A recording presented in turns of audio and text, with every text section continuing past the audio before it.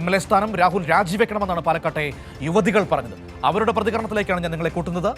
ഇവര് തന്നെ ഇപ്പൊ നമ്മുടെ ഇവിടുത്തെ MP ശ്രീകണ്ഠൻ തന്നെ സ്ത്രീകളെ കുറിച്ച് അത്രയും മോശമായ രീതിക്കാണ് ഇപ്പോൾ പറഞ്ഞിട്ടുള്ളത്. ഇനിയിപ്പോൾ ഒരു പരിപാടികൾക്ക് നമ്മളിവിടെ പങ്കെടുക്കാനായിട്ട് അനുവദിക്കൂല.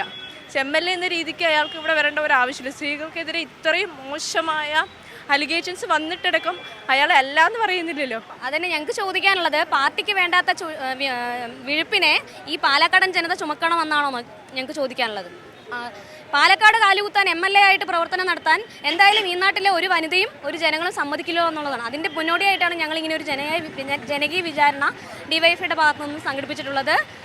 എന്തായാലും MLA സ്ഥാനം രാഹുൽ രാജിവെക്കുന്നത് വരെ അതിന് എന്ത് പിപ്പിടി വിദ്യ ഷാഫി പറമ്പിലും സതീശനും കൂടി കാണിച്ചിട്ടും കാര്യമൊന്നുമില്ല. രാജിവെക്കുന്നത് വരെ ഞങ്ങൾ ഈ പ്രതിഷേധം തുടരും. കേരളത്തിലെ തന്നെ നമുക്ക് സ്ത്രീകൾക്ക് അപമാനിക്കാൻ കഴിയുന്ന തരത്തിൽ സ്ത്രീകളെ ചോദ്യം ചെയ്യുന്ന തരത്തിൽ ഉൾപ്പെടെ ധാർഷ്ട്യത്തോടുകൂടി രാഹുൽ മാങ്കൂട്ടത്തിൽ പ്രതികരിക്കുന്ന സ്ഥിതി ഉണ്ടാവുകയാണ്.